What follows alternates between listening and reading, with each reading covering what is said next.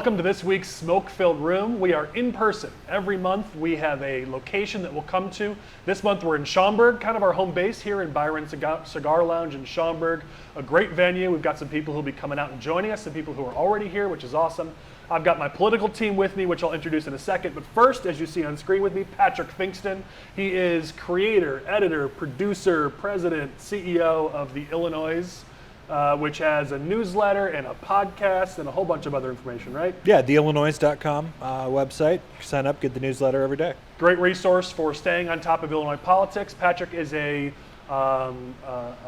recovering politico, I would say. I think that's a good way to say it. Recovering journalist, recovering politico. So now doing whatever I do. Now he gets to just talk about how bad we all are at our jobs? If the shoe fits, my friend. I mean, I'm sure at some point he'll reference the fact that his Cubbies blew my White Sox out of the water, but he's been very kind about that so far today. I really, try to be nice when I'm invited somewhere and get to smoke a cigar with you, but... Plus kicking somebody when they're down is never fun. Yeah, I mean, if you really want to get mean, we can get mean. Yeah, so. White Sox aren't worth talking about or even thinking about right now, right, Chris? No comment. Every episode, Chris always ends with "Go White Sox," and Lane always cuts it because it's just too painful. So I don't even know if it's worth ending in "Go White Sox" anymore. Anyways, I mentioned my political team. So we have with us from right to left, Chris, Abby, John, Matt. Michael's not with us because we are on location up in Schaumburg, and he lives 3 to 4 hours away. So we did not make him drive all the way up for this. Though, and the U.S. Marshals get involved when he gets north of I-70. Well, there's that, and there's also the fact that he likes to drive in the right lane about 10 miles slower than the speed limit. So what might be a 4 or 5 hour drive for us, for Michael, is a good 7 or 8 hours. So there's that. Though, next month, we will be in Springfield. So Michael will be with us. We'll be on location in Springfield, so that's going to be kind of exciting. We'll see who's with us on that one. Let's jump right into it. We've got a packed agenda, and there is no way we're going to make through it this whole thing, like always.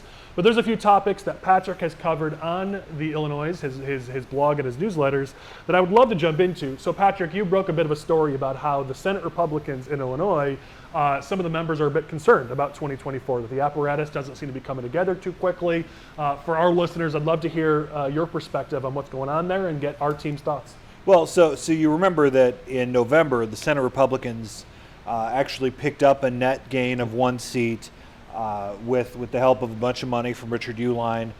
They actually won 2, lost 1 seat in November, and then immediately dumped their leader, Dan McConkey, for John Curran from the suburbs, who obviously had to jump right into the legislative session, but we learned that there have been 0 political caucus meetings. Most of the caucus members have not paid their dues. They haven't hired an executive director of their campaign arm at this point. They don't have any seats that they specifically have to defend. There are 4 Republican seats on the ballot next year. They're all safely Republican. But there are some pickup to outside pickup opportunities.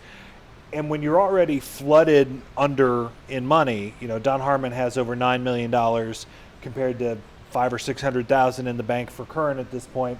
The question is, what are Republicans doing to get ready to try and pick up either of those seats? And there are real concerns on the inside that they're just in an internal chaos and not ready for the game next year. I mean, I know I've heard, this was 6 months ago, I heard from a staffer who mentioned that 2024 is basically just a lost year for them, so they weren't focusing too heavily on it. But you can't just give up the whole year. You can't just give up the whole cycle. As you mentioned, there are 2 seats that are on the periphery of being in play. I know, Chris, one of those is by you in SD19, and it's not that these seats are completely out. So, I mean, what are your thoughts, guys, on do Republicans have a shot at picking up some seats in the Senate, and should we at least be trying? Well, based on the math, nothing's really 100% in play. There's no Trump seat occupied by a Democrat. There's nothing even really that close. I think the closest seat is Patrick Joyce's, which is in about 6 or 7 in terms of Trump numbers. But that doesn't mean you can let the cycle just completely go. You have to give it a shot here, because the seat might not be in play now until it is. The Senate Republicans didn't care about Mike Hastings until Mike Hastings was beating his wife, and then suddenly the race was in place. So you kind of allegedly. That's just allegedly. We won't hold Patrick responsible for anything we or our team say, because he's got to stay more balanced, right? According to court documents, Michael E. Hastings of Frankfurt or Tinley Park, wherever the heck he lives, was beating his wife, and that according was a problem. According to court documents and Matt DeRay. Matt DeRay. No. In any case, you can't let just seats go unchallenged. You can't just let the Democrats have a free cycle. You got to at least try, and who knows? Maybe you'll win a seat, and it make you look good. So Patrick, you talked about this quite a bit. I've talked to some Senate staffers as well, and Kern's office is really feeling the heat on the political side and on the official side. He's such a policy wonk that it's not that he's not raising money or not attempting to raise money or make an effort, but he's not doing that out in public. Like, I'll give Leader McCombie a lot of credit, even if they're not raising the monies I think that they should be to be competitive. She's out and going out and trying to make those connections and give the appearance that the House Republicans are putting in that effort. So I think it would go a long way, even if they're like Chris said, that there's things that are on the fence. Like at least going out, being present, and showing his caucus that he is going to put the effort in to win back some of these seats this cycle. So. Well, and Curran did raise a little bit of money. I mean, he did raise a few $100,000, and it's, a lot of it was from the normal sources in Springfield, the PACs, the organizations, et cetera. That there weren't any serious outside groups or big money players that came in, and you're not going to outspend Senate Democrats right now. I mean, Don Harmon's sitting on $9+ million, and he's shown that he's a cash raising factory. Mm-hmm. But you have to have the money to compete. And if you're going to compete in the Joyce district or the Hastings district, and I know John's going to bring up Stottleman, and we can argue about that, you've got to be able to play in these really expensive television markets. And if you don't have the cash to do it, you're not going to win. That's the bottom line. Well, and I think something that to be pointed out here is the Senate Republicans and the House Republicans in Illinois are overly reliant on outside forces for money. You mentioned the Senate Republicans were able to get a big check from Dick Uihlein, and that's how they were able to have the funds to compete in some of these districts. I know they've been courting the Lucas Walton and that family very, very heavily, talking about what's the thing that's about to expire? The Invest in Kids. The Invest in Kids. Talking about that because that's their big issue. So they're looking for some of that Walton money. They are looking for these outside sources to come in, and you need that. I get it. But going out there and raising your own funds is necessary to show. These outside groups aren't going to come in if they don't see that you've got some money of your own, that you haven't figured out a way to raise some money aside from them. And it's also worth mentioning that Senate Democrats did not spend $1 on Hastings last year when he was in the midst of his allegations and divorce and really messy situation. Senate Democrats let him on his own, and he still won. That said, Senate Republicans didn't have any money to put behind their candidate. They came in late in that race. To be honest, that was a Sheehan versus Hastings with very little outside influence race. Because even when the Senate Republicans came in, Chris was down there, he saw it firsthand. They came in at the very, very end when Chris and others were screaming a year before that to start laying the groundwork. So both sides came in late. And Hastings still won that race, and now he seems to be in good graces again with his caucus. He's getting a committee chairmanship again. So it looks like Senate Democrats are going to forgive and forget in that regard, which they've seemed to do when they've had multiple candidates under indictment that they've continued to stick behind. So yeah, and we'll get into some Illinois campaign topics, and that's one of them. I want to transition to the next one. I know our third topic here is the one you two are going to go to head-to-head on, but let's go through the second one first, which is, I want to ask the question, are Illinois Democrats actually better at fundraising than Republicans? Because when we look at the numbers, and the Illinoize has done a great job, they're one of the resources we go to first on fundraising numbers, because you spend the time to dig deep in those numbers, and I appreciate that personally, because I don't have the patience to do it, so thank you.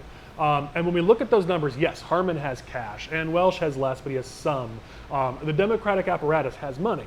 But when you look at the individual candidates on the Democratic side, in the House and the Senate, you see abysmal fundraising numbers, just as bad as on the Republican side. And so I guess my question is, when you take the unions out of the equation, when you take Pritzker out of the equation, are the Illinois Democrats actually good at fundraising, or do their butts get saved by those two groups every election? But you can't take unions out of the equation. But you maybe That's the problem. You can't. Chris has shown unions are going to be for Democrats in this state for good. They always have been. They always will be. Chris.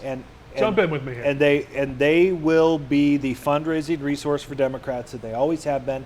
The problem is Republicans need business to be what unions are for Democrats. And business has shown no regard to get in the game for Republican candidates in the last few years, especially since Browner left. Well, that I agree with. For Because they see no reason for the investment. And if you can't convince the big money, Sam Zell just recently passed away, but the Zells and the Duchessois and the traditional longtime Republican money guys who put piles of cash in from Thompson to Edgar to Ryan, etc., that are just sitting on the sidelines because they believe that Illinois Republicans are a waste of their time. Your party has to do a better job of explaining to them that they can win and govern. Right. And they haven't done that. There is a larger problem here that I don't deny. The Democrats have more money. Pritzker isn't going anywhere yet, and they have a stranglehold on unions. I grant all of that. My simple point is one of that tiny sliver of hope that outside of those influences, when you look at the individual fundraising numbers, and I encourage people to go to your blog to look these numbers up that you have in some of your reporting, you see awful fundraising numbers in the hundreds, not thousands or hundreds of thousands, in the hundreds of dollars for some of these Democrats who are in seats that may be in play at some point in the next 2, 4, 6 years. And so 2 points to this. One, I don't believe they're as good at fundraising. We always talk about how bad Republicans are, but I think the Democrats are just as bad at fundraising. And two, to Chris, and I want to throw it over to you, as Republicans start to make some inroads with these unions, we've seen it in Will County, we've seen it in the south suburbs, we've seen it in Sangamon County, in some specific areas where Republicans actually put the effort in to build relationships with unions, suddenly we see those unions, at least the more mainstream, the more moderate ones, the more working class ones, actually support Republicans. And that's certainly true, but there's another factor at play here is that there also, like Patrick said, needs to be buy-in. There needs to be a reason to go after them. So if you give a union a reason, like you vote against a labor-backed bill and you're a Democrat, well, labor might be more inclined to go with the Republican in that case because the Democrat has given them reason to go against them. Especially even in local races, Republicans have a tendency to get union money, especially in local races, even against sometimes Democrats, as you were talking about in Sangamon County. I think the Republican Party still has a long way to go with organized labor. There's certainly inroads. Democrats, they forget how to play the game sometimes. They forget to be beholden to the people they're supposed to be beholden to. That's the working people of the state of Illinois. And unions don't always like that. But I think the Republican Party has a long way to go. And I think where we start with that is the same way Republicans can get business back on side, they can get labor on side. Is that to be a serious political organization that can give labor something in return? Yeah, listen, our audience is a right of center audience, and I'll say that. And so my goal with this point is simply to point out, get off your lazy asses. That is my simple point here, which is the Democrats are not that much better than us at fundraising. That what I hear all the time from Republicans is, why even try? We're going to get blown out. Why even give it an effort? And when I look at the underlying numbers, there is hope. There is a chance here, but you got to get out there and actually start to put the work in and fundraise. John, go ahead. Yeah, Colin, I think you make a great point. I mean, Suzanne Ness, who could be a vulnerable House Democrat this year, I mean, she only raised $13,000 in Q2. I mean, Dave Vella could be another vulnerable House Dem, only raised $24,000. I mean, without their union support, I mean, they're not really raising money. But Patrick, to your point, I think that Republicans need to do a better job of rebuilding their relationship with business. I mean, we've talked about the Irvin campaign a lot, and, I've heard that donors are just kind of sick and tired after what happened with, what happened with the Irvin race. I mean, you poured in millions of dollars to come in third and have Darren Bailey be the nominee for governor. I mean, we need to show donors that we're going to run quality races that can win before they want to start making these investments again. Yeah, I mean, there is hope, there's opportunity, but I think it comes with putting in that effort. And yes, I know the bigger issues, Patrick is right. When we need to make some inroads with the unions, we've got to get business back to get cutting checks. Pritzker will go away at some point because he has high ambitions. Like, there's hope here. I'm not saying tomorrow we're going to turn this fundraising thing around, but what I do know is that I've been hearing Republicans complain about the fundraising disparity for over a decade, and we haven't done anything about it. So maybe stop whining and start doing something to fix the problem. That's my point. Yes, I totally agree, Colin. And there is so much potential just with groups that haven't been tapped into that have traditionally right of center audiences. There's so many churches and religious institutions, police organizations, the Boy Scouts, the JCs, a lot of, not that we're going to take money from them as Republicans, but the people that go to those things, the people that are involved in those, they write a lot of checks to those organizations. We just got to say, hey, why don't you funnel some to our candidates as well? Yeah, there's opportunities. This is a good transition into our third topic, where I know John and Patrick are going to go mano a mano. Where the question really is, which legislative seats are actually in play in 2024? And I think John has a little rosier picture than Patrick does here. So John, why don't you kick us off? And then Patrick can be the pessimist in the room to be the storm cloud to your sunshine. Well, see, I think there's seats that people think are in play that aren't in play. But I think there's also some seats that people are severely underlooking. Patrick talked about Senate seats, and I think we're underlooking Senate District 34. I mean, it's Steve Stottlemann's district. It's up in the Rockford area, and maybe I'm just biased because I'm a Rockford guy. But by the numbers, it's almost the exact same as Patrick Joyce's district when you look at it. But so now that means you have to look at the politics of the incumbent. Patrick Joyce is one of the most conservative members of the Senate Democratic Caucus. He's right on issues like guns, and he's going to be more, he's just a more right member. Where you have a member like Steve Stottleman, who always votes in line with leadership. I mean, Stottleman is known for actually skipping votes because he doesn't want to, put his a yes or no on a bad vote. So he's, a pretty weak legislator from that standpoint. So from the politics of it, you can go after Steve, for not being there. Rockford's a very working class area. To give Donald Trump 1 ounce of credit on today's episode, he's done a good job at making inroads with working class voters, not union leadership, but working class voters. So I think there's a really unique base to tap into with running a campaign that's focused on, manufacturing and the economy. That's huge in the Rockford area. I just kind of think we're really underlooking that seat right now. What has Stottleman done to upset moderate independent voters in Rockford? The honest answer is nothing. So that's where it comes to. You have to make a campaign and a theory of change of why we should change leadership. But also at the same time, you can ask the same question of what has he done to deserve your vote again? I mean, if he's constantly skipping on votes, he's really not being an active legislator in the community. I mean, wouldn't you want someone who can advocate for manufacturing and stuff like that as your state senator? I think that could be a theory of change for a Republican candidate running. You talked about this in the interview we recorded for my show, that voters don't need the analytics anymore. It's all a matter of feelings at this point, and it's turned that way even more in the last 4 years than it has previously. People like Steve Stottleman. He's a guy that was on television for 30 years in the market. He's got an incredibly high name ID. There's nothing offensive about him. And when you're playing the game that the Senate Democrats are playing, the least offensive people you can find are the ones that are going to continue to win.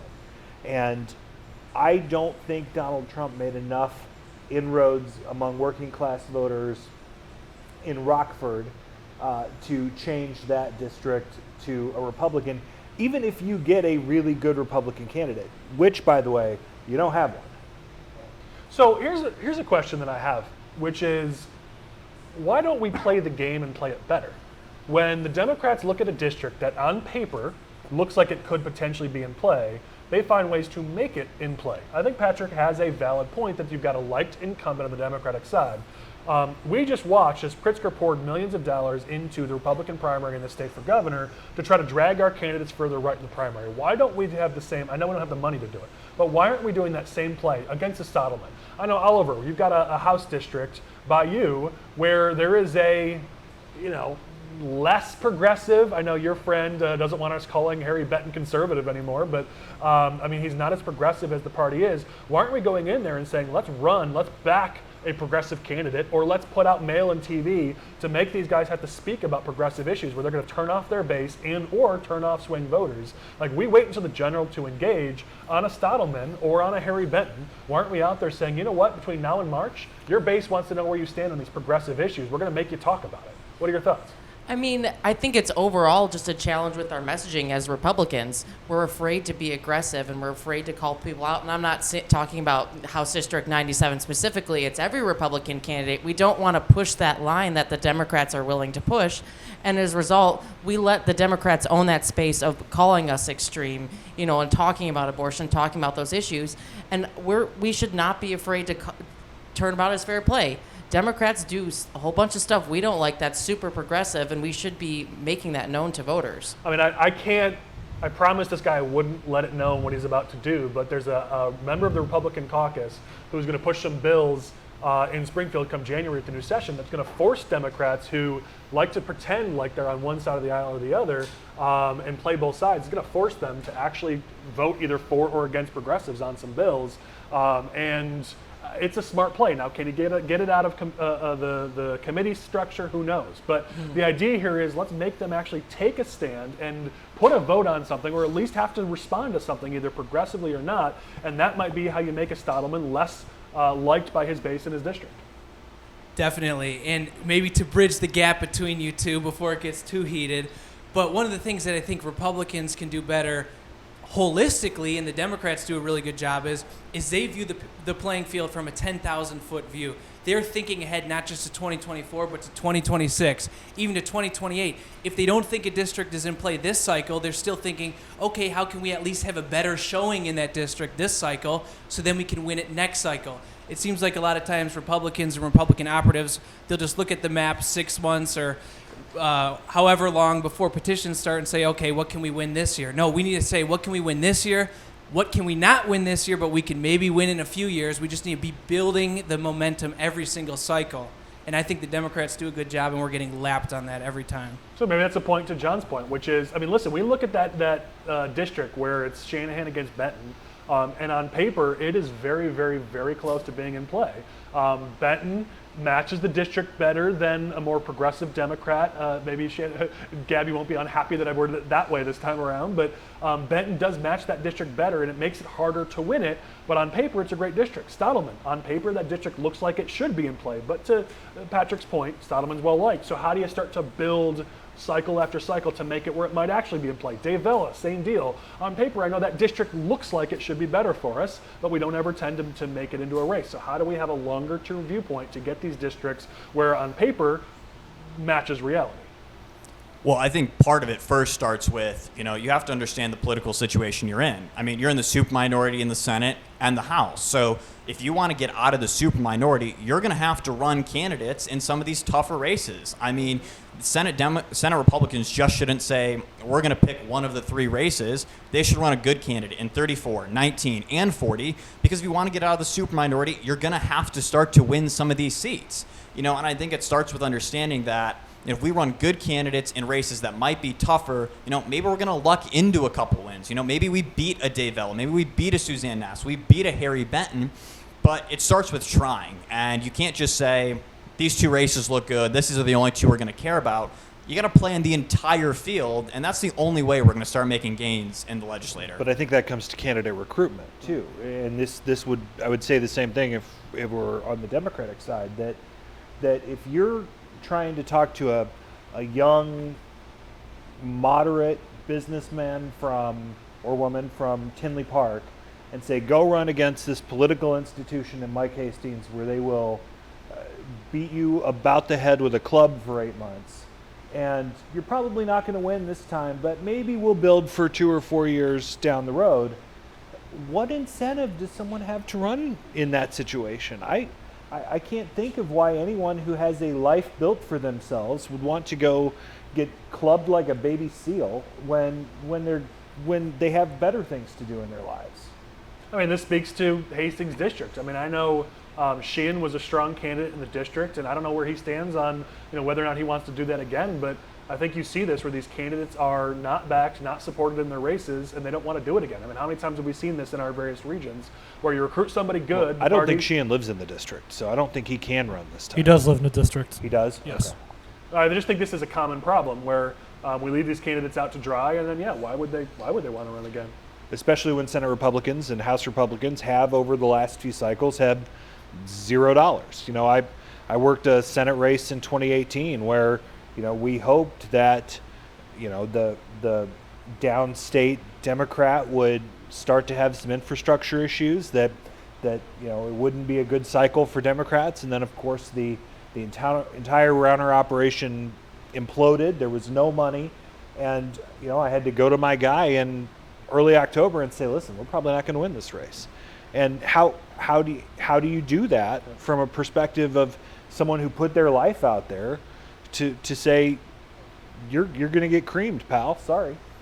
Yeah, it's a fair point. And you guys have any final thoughts on this? Go ahead. I do have one final thought. Not getting anything into specific districts or specific candidates, I do want to say this.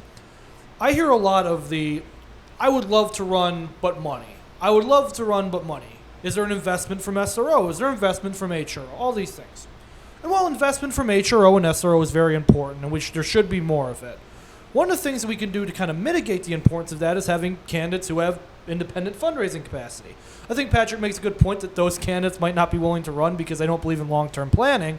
But one of the things I think the party needs to be looking for in candidates is somebody's going to say, hey, I'm going to pick up the phone, I'm going to dial for dollars, and I'm going to build a fundraising capacity. Our candidates don't do that. I think for part of it was the Rauner years, the money was supposed to come from the heavens, or maybe it did come from the heavens. I don't know. I wasn't around back then.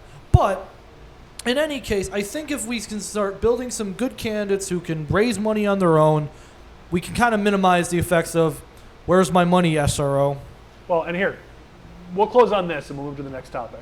We're sitting here in Schaumburg right now, and I can tell you that the Schaumburg mayor is a pro-business, fiscal conservative.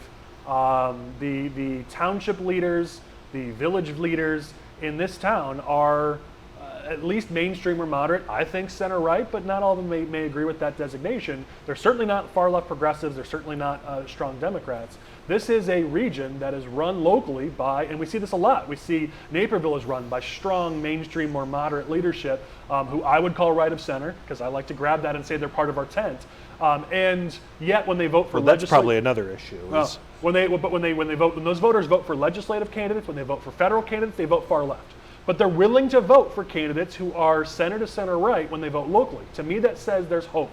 It says these are not far left progressive communities. Schaumburg, on the local level, isn't electing these far left progressives. And so, to me, when you look at the numbers, it shows some level of hope. But there is, of course, a disparity. We've got to connect those dots for the voters. I think that also shows that Democrats are better at this than Republicans, at least in the last 6 to 8 cycles, in positioning their candidates to look as moderate and mainstream as possible.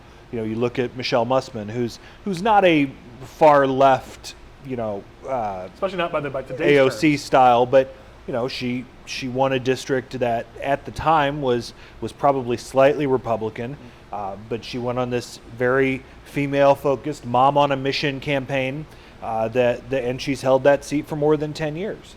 The problem is that who she's been up against in recent years have been far right bad candidates, and Democrats in their infrastructure have done a great job of, I would argue, bamboozling voters a little bit on things like Medicare and Social Security that they try to paint as state issues that they do a way better job than Republicans at, so that they're able to convince those moderate voters, those senior voters, that, well, that Republican just wants to take away your Social Security. It doesn't matter if he's in the state house or not, because it's a Republican, so he's bad for you. And they've done a better job of changing the narrative over the last few years than Republicans have. Well, and I think the narrative is important because we've talked about this a lot as a company and through the smoke-filled room, where Democrats have worked to paint Republicans as extreme, and Republicans have ceded that ground. We don't fight back. And yet our polling showed and our data showed after this last election that voters in the state of Illinois are just as likely to think that Democrats are extreme as Republicans are extreme. And when you talk about the candidates against Michelle Mussman, I know a few of them. One of them's a friend of the program, and she's not. She's more mainstream. She's more moderate, and yet they were able to paint her as crazy and as extreme when she frankly wasn't. And so what you just described is the point here, that even when we run candidates who are in the mainstream, we have a difficult time positioning them as such and painting them as such and playing that game. And so, yeah, we got to get a heck of a lot better. Let me get us to the next topic, because I feel like we could be on this all day. And this next one I know we're going to all want to talk about. So Richard Porter, the Republican National Committeeman for the state of Illinois, is the highest ranking Republican to come out and say that the party needs to move on from Donald Trump. He did so in a national publication. It's gotten a lot of coverage, a lot of press. I have a feeling that all of us are going to have some thoughts on either the content of what he said or just whether or not he should have said it. I want to open it up just to any thoughts on Richard Porter coming out on this topic. Maybe if you want to kick us off, and then you guys want to jump in. To be fair, I haven't read the entire piece yet, so take what I say with a grain of salt. I know Richard Porter. I like Richard Porter.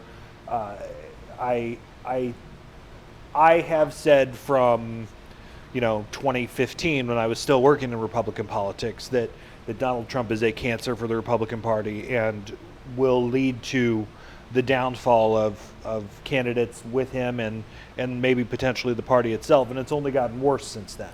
So in essence, Porter's right. Two issues here. He's behind DeSantis, who is Imploding. well, not only imploding, but he's got the he's got the personality and policy wonk of Plato, and your base is with Trump. You guys have to face this as Republican operatives. Your base is with Trump. So until you convince your base that Trump can't win and that Trump is bad for the party, Trump is bad for the country, you're going to keep losing, and you're going to lose bad next year because of it. And I think the point that that I've made on these recordings in the past is there are areas that Trump helps the party, there are areas that Trump hurts the party. And Patrick's perspective is one of somebody who works in the state of Illinois, and I have said that the data shows that Trump is bad for the party in the state of Illinois. Some people will argue there are places that Trump does well, that he does well for the party in some areas, and that may be true, but our focus is the state of Illinois. And in this state, your point of Trump being bad for Republican candidates is backed up by data. Whether or not our viewers like Trump or dislike Trump, I respect your opinion on that, and that's fine. But as operatives in the state of Illinois, and that's my opinion, but I feel like it's backed up by data but as and operatives in the clearly state by of Illinois, what's the happening. the larger point is one that our candidates. I mean, listen, we just did a projection for a potential candidate who I doubt will run at this point. And when you look at that projection, we had to project it one way if Trump is the nominee and another if he's not. And what was that delta? If one of you remember, wasn't it like 8 or 10 points where it was 8 or 10 points better for him as a Republican candidate if Trump was not nominated. So the data backs this up, especially in regions like this, in the Chicago suburbs and in more populated areas. And so this is going to be a challenge. So is Porter right, as a question I'd point to you guys? And then is Porter the right spokesperson for this? Because if you remember, there was a very contentious meeting of the Illinois Republican Party, and the base got very angry at Richard Porter because he got up and angrily pointed at them and said that they're all wrong and that they're the problem. And so I would have a question of, is he the right spokesperson for this, or is he only going to turn off our base even more? So to your point on that, so if, as you guys all remember, there was a huge controversy with trying to push out Don Tracy, and one of the people that really escaped criticism was Richard Porter because he essentially played both sides and was able to sort of shoot the gap. So I think he's sort of opening himself up to criticism. To your point, Patrick, I don't think Trump is good for our party. I'm from DuPage County. I'm trying to recruit candidates with Trump at the top of the ticket, which it's a challenge, but I think Richard was kind of had the sweet spot. He had the grassroots and he had the moderates on his side, and I think this opens him up to a little bit of criticism. I mean, maybe you say like it's time for us to move on for Trump, but I think hitching your wagon to DeSantis when his campaign at this point is really not doing great. I think it only opens him up to further conversation. I mean, Richard Porter's been a leader in the party for a long time, and he puts his money where his mouth is. He raises money for candidates. He works for candidates. So he's earned the chance to say what he wants to say, no doubt about it. I think the challenge is that if we're ever going to convince the base to think a little bit differently, you need somebody that they like and trust to be the one who goes and talks to them. And I don't know that they know Porter, let alone those who showed up at that meeting, that they walked out of that meeting liking Porter. And so him being the spokesperson to them saying, you guys need to do better, this is a bunch of people. Listen, the reason why Donald Trump won in the first place was because that these Trump supporters were sick and tired of the news media and Hollywood and everyone else telling them they're racist and they're biggest. And Trump came and said, hey guys, I'm one of you. Let's go take this party, take this country back. And they loved that narrative. And so someone standing up and saying, you're wrong, to a whole bunch of independent-minded conservative folks, that is not how to change their minds. Yeah, so I'll start with kind of like the overarching idea that we should move on from Trump. And I mean, I think that Richard Porter is right. Let's look at the 11th congressional district, for example. Donald Trump only won 3 precincts in DuPage County in the 11th congressional district. He lost every other precinct in 2020. So, we're probably going to get to that later. So now you're forcing whoever the nominee for Congress is in that district to find a way to separate themselves from Trump, whether it be through their messaging or, just outright staying away from him. But that's a difficult predicament when you're running for federal office because that guy could be the president and you're tied to potentially his policy agenda. So I think, we have to move on from him if we want to win. 2018 we lost the House. 2020 we lost the Senate. Same thing in 2022. His brand of politics just does not work in swing states, and every piece of data bears that out for me, in my opinion. Well, listen, let me make sure I'm being balanced here, because since Michael's not here, I'm sure he'd have a little bit different of a perspective on some of this. And I think there is a valid position to be had that if Donald Trump is the nominee on the Republican side and Joe Biden is the nominee on the Democrat side, I'll tell you this flat out, I believe Donald Trump wins that race. I know not everyone agrees with me, but I believe nationally Donald Trump actually pulls off that election. I don't think that's going to be great for us down ballot, because 4 years ago Trump proved, or 3 years ago, Trump proved that even when he won at the top, he didn't have the biggest coattails beneath him. And so for a party, for those of us who aren't working on presidential campaigns, where we're focused on legislative and congressional races and low county races, when you have a nominee who has no coattails and or bad coattails, that hurts you. Matt, I know you've got some thoughts. Yes. Here's the thing. What Porter did took some backbone. It was ballsy. He did something that he knew was going to be unpopular, and I think that's what got a lot of people involved in politics, like myself, is you have an opinion, you know what you believe, and you want to do what you can to promote that idea. So I appreciate anyone, even if I agree or disagree, someone who's willing to go out on a limb even when they know it's unpopular. However, from his position as being in such a high-ranking person in the party, his goal, and anyone's goal, should be, does this help the organization that I'm leading? And that's what I ask myself when he says something like this. Does this help the Republican Party? I don't think it does by him saying something like this, because as we've talked about the past few months, a lot of the grassroots, a lot of people getting involved already have reasons to be mad at the Republican Party. They don't like what happened with the whole Richard Irvin campaign. They don't like with things that were coming out about the endorsement process. And this, being someone who is a leader of the Republican Party, I can only see this having more of a bad reaction than a good reaction. Democrats and independents aren't going to listen to Richard Porter. The only people who are Republicans, and I think he's turning people off by saying something like this. Listen, I think your point is correct, that this was not an easy thing for him to come out and do. He's going to face a backlash, so I respect that. I think it brings a question, and I'd ask Patrick this because I know you covered it. The party did have a struggle with, do we endorse, do we not? And Richard Porter is one of the three main leaders of this party on paper, as one of the two national committeemen plus our state chairman.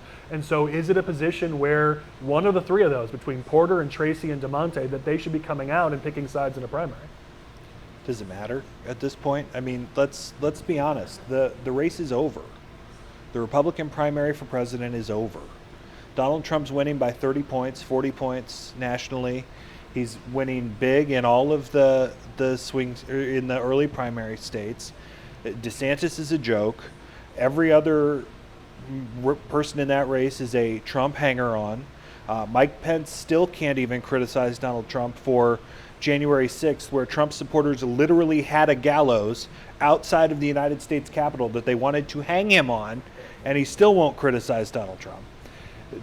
It doesn't matter at this point because Donald Trump's going to be your nominee. So now you guys have to figure out how to handle that and how your candidates are going to handle that. And and maybe this is just pessimist Patrick out of the game here, but I don't know what happens nationally in November if it's a Biden-Trump race. I have a really hard time believing that places like Pennsylvania and Arizona and Michigan and Wisconsin are really in play for Trump like they were in 16 and 20.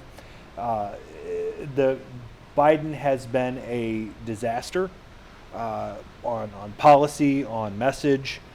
He is. I had a lot of optimism for him because I hoped that he would be a uniting figure.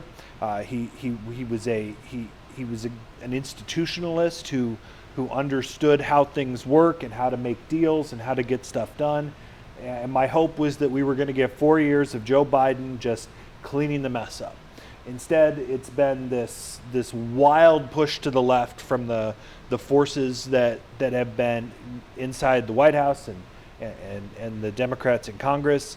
And I don't think he's Dementia Joe that you guys like to throw around out there, but when you're 80 3 years old or whatever he is, you lose a step at that point.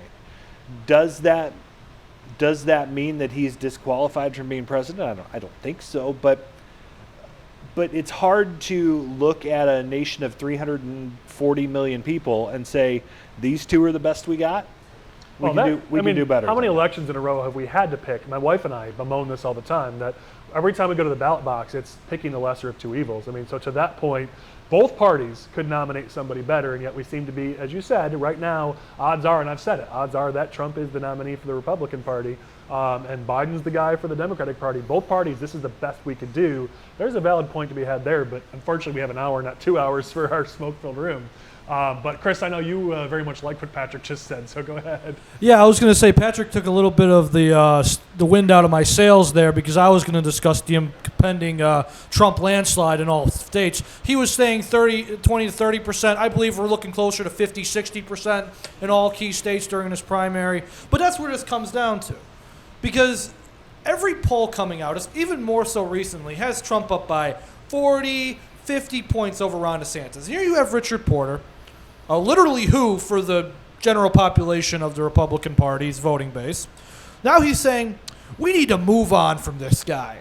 If I'm John Q. Trump, just going to the ballot box and voting for the guy I like, I look at this jamoke and think, who the hell are you to tell me we should move on from Trump? Because Republicans love Trump, and it's going to be a landslide. So here's Richard Porter saying something again. DeRay talked about it. He believed it. God bless him. He believes something that's controversial, that he's backing a failed candidate already, Ron DeSantis, who's just going to come in third perhaps at this point. Vivek could easily come in second here.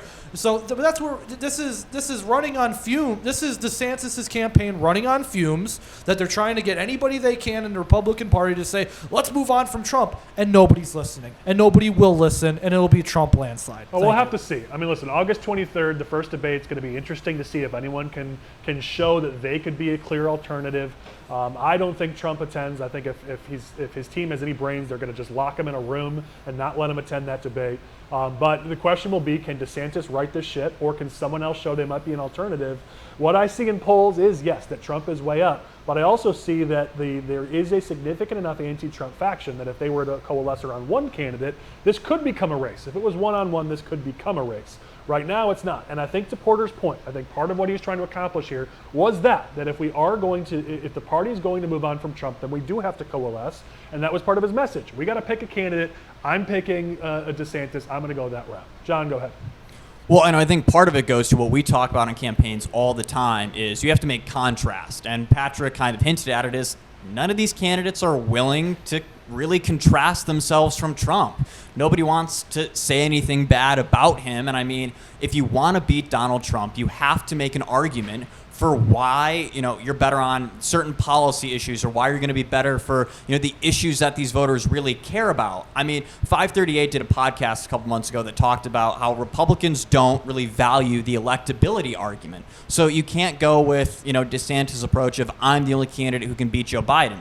Polling says that's not going to work. It doesn't work. That message does not work. Yeah, you have to talk to the issues that matter to them and contrast them from the former president, and no one really wants to do that, kind of to Chris's point of, you don't want to piss off his base. Well, I mean, you can become the Republican nominee without his base. I mean, he has that 35% that's always going to be with him, but there are a group of voters out there, like you've said, Colin, who would move on from Donald Trump. You just have to make a clear and cohesive argument for why you're the right candidate to do so.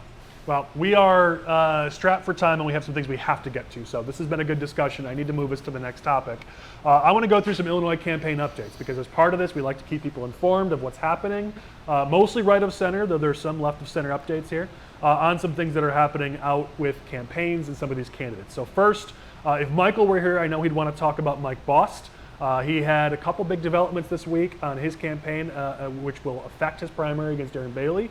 First, he passed his bill, the Veterans Second Amendment Protection Act, which he's reported is getting a whole bunch of positive press from Second Amendment groups and pro-gun groups in that district. He also released, over 100 local Republican officials who was backing his campaign. So Bost seems to be continuing to run a really strong re-elect campaign. And I know you and I and others have talked about that race. Curious if anyone has any thoughts just on some of the quick updates there on Bost and his race.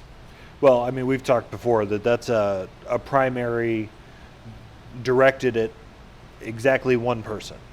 And it goes back to Trump, and that's all Darren Bailey wants is to be the Trump guy. I know that there are rumors out there that the Trump people have said that they're staying out.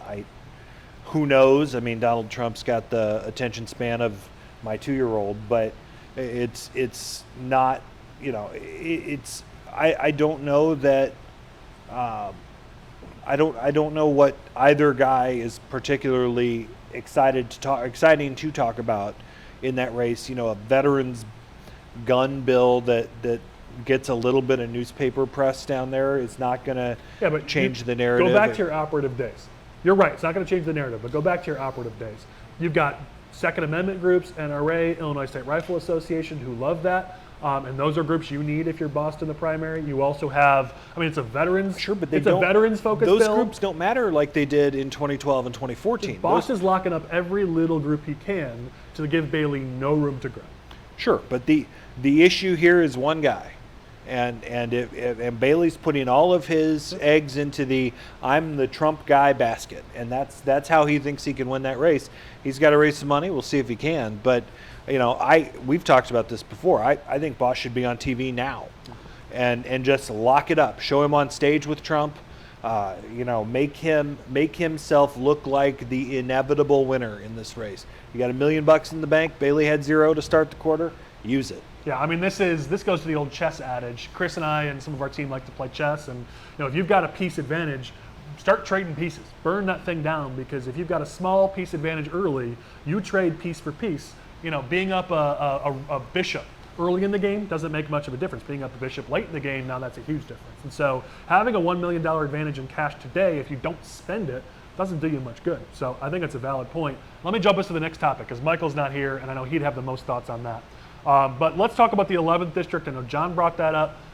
2 candidates who ran in 2022 have either announced or are looking at running. So Susan Altman, who she ran last time as Susan Hathaway Altman, she's running, she's announced. And the candidate I mentioned last week, who I have permission now to mention, Jerry Evans, he got second in that primary last time, and he's now making waves that he might run. He hasn't decided yet, but he is talking to some people. And I know there's at least one other candidate who's also looking at the district. So the 11th looks like there are some developments. There are at least 1, if not 2, maybe some more candidates who are looking at it. Looks like Foster's going to have more challenges there. What do you got on that, John? Yeah, I mean, it looks like a couple more candidates are going to jump in, but same thing I said last week. I mean, the field just isn't impressive so far. You know, Ken Mercado has, you know, his ties to Chuy Garcia and the Hispanic Democratic Caucus. You know, Jerry's a very nice guy, but he's ran for Congress twice and lost. You know, why do you think you can run a third time and win then? And I mean, same thing with Susan Hathaway Altman. I mean, you know, if we want to win some of these competitive swing seats in the suburbs, we need fresh faces and better quality candidates, you know, to really be competitive here. You know, I like it that people are jumping into wanting to run for office, but we're going to need a stronger candidate in this race if we want to beat Bill Foster. I mean, listen, let's be fair. Jerry came pretty close at second in that primary, so I understand why he's looking at it. And Abby can report, why don't we pass her the mic, that Jerry has a decent base and I think has a bit of a future, especially in DuPage County, where he's built up a lot of support, right? Yeah, so he's been involved with the Republican community in DuPage County for quite a while. He's got a lot of support in Naperville and Warrenville, where he's from. So, and as you said, he finished second in the primary, and he is very likable and personable, and he will put in the work. So I wouldn't sleep on Jerry. I just don't know that he's ever shown that he can raise the money or really have the juice to get across the finish line. So again, we really just need a candidate who's going to be able to speak to that moderate part of especially that Naperville part of the district.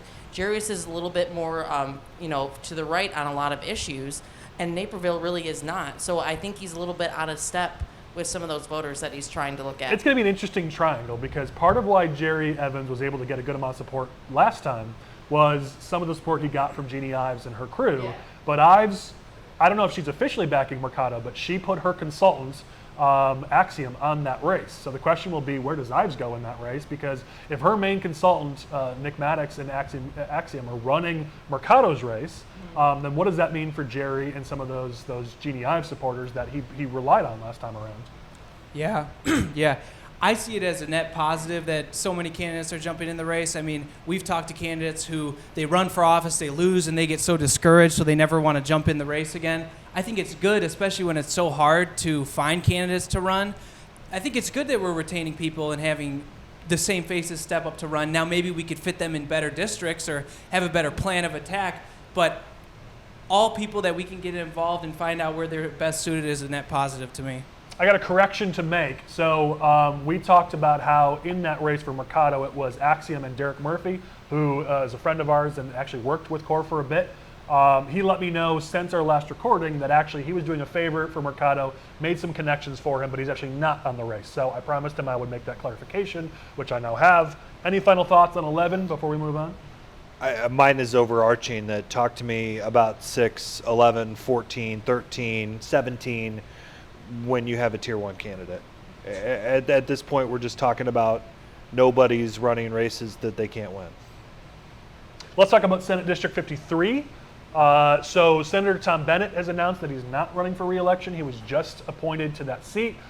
He had a very interesting press release that they put out. I don't know if you read the press release they did, where it was, I guess when you're retiring, you're allowed to sort of speak in very glowing terms about how amazing you are and how amazing your service was. But Tom Bennett will not be running in that Senate district. It is deep red, so it shouldn't necessarily matter. But there might be a bit of a push for who gets that nomination on the Republican side. So, that's my home area. That's a race that I ran, Jason Barrickman's first race in 2012.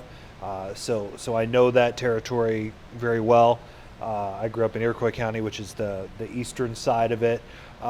The assumption would be that Dennis Tipsard, who's one of the freshman House members, will run. I don't think... Wasn't he kind of in the running to get the appointment in the first place? No, he Or people wanted him to go for it. I remember his name during the appointment process. So process. Tipsard was elected to replace essentially the redrawn Dan Brady district in the 105th, and then he had, 2 days of seniority essentially when Bennett, who had the other half of the district, said that he would seek the Senate appointment. So Tipsard backed away and said it was Bennett's if he wanted it.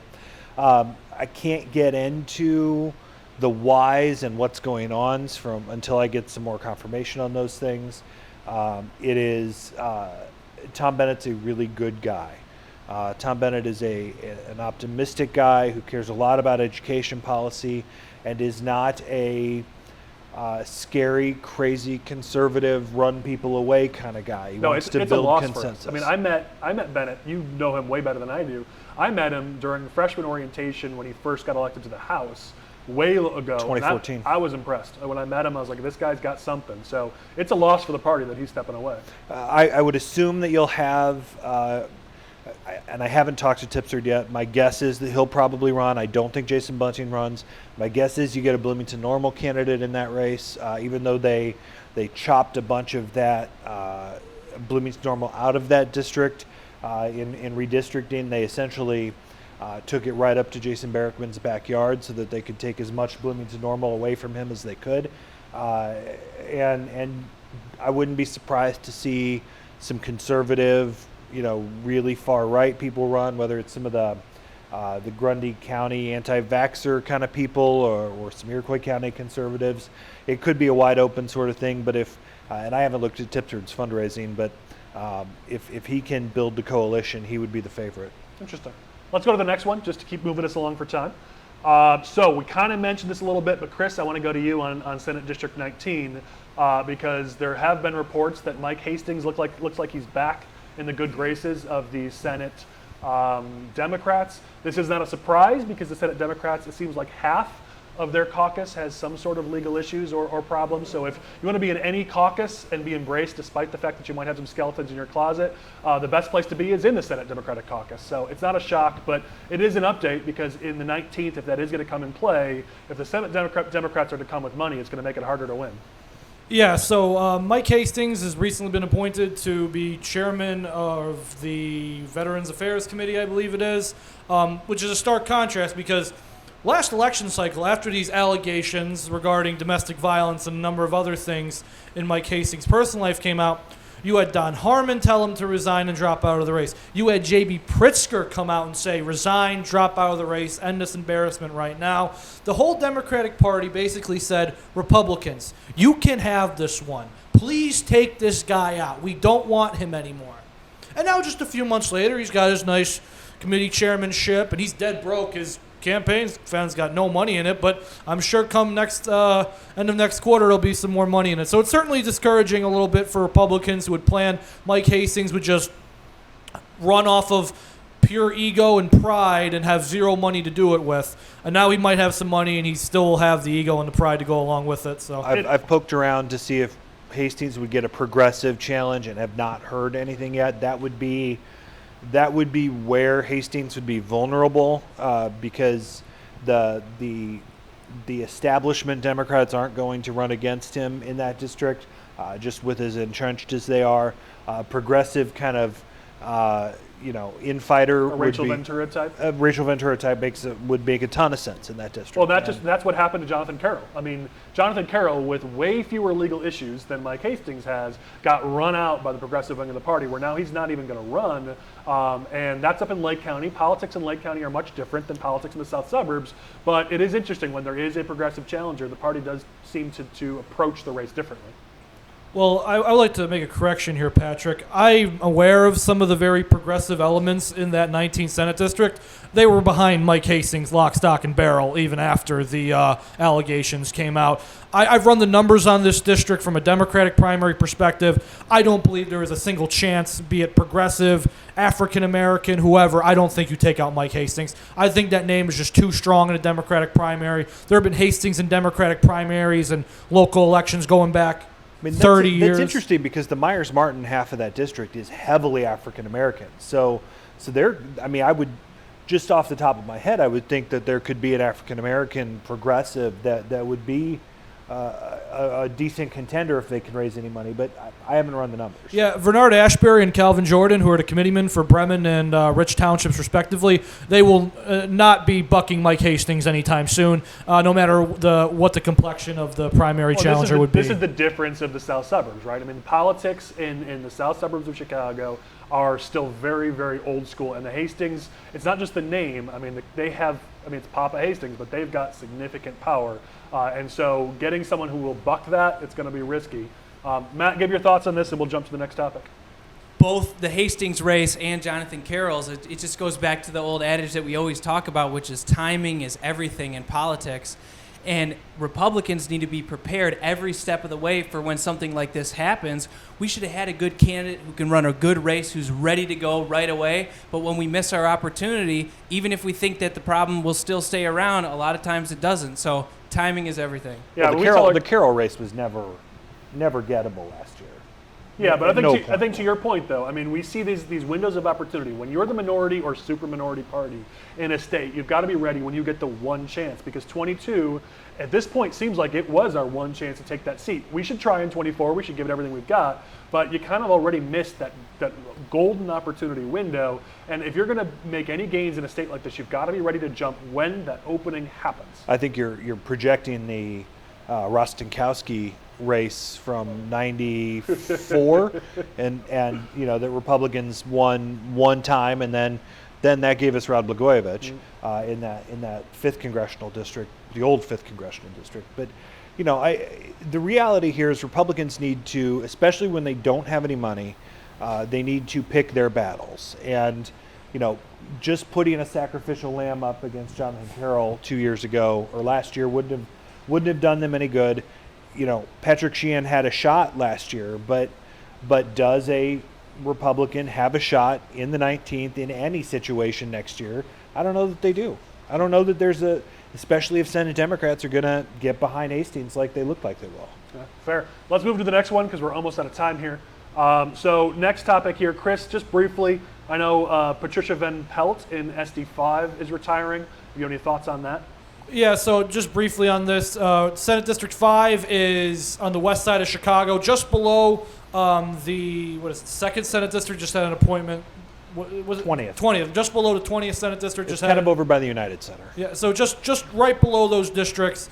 Going to be another appointment. Van Pelt has won re-election. Well, she won re-election back in November, never went down to Springfield for session, and the media never really picked up on this for some reason. We were stonewalled on this, to be clear. I asked Senate Democrats about her whereabouts more than once, and which is a story for another day, completely stonewalled me on that. But anywho, there will be another appointment in the city of Chicago. Still have to do the math regarding the weighted vote committee because we have to go off the old maps because ward committee wouldn't elect them in 20, so it's weird.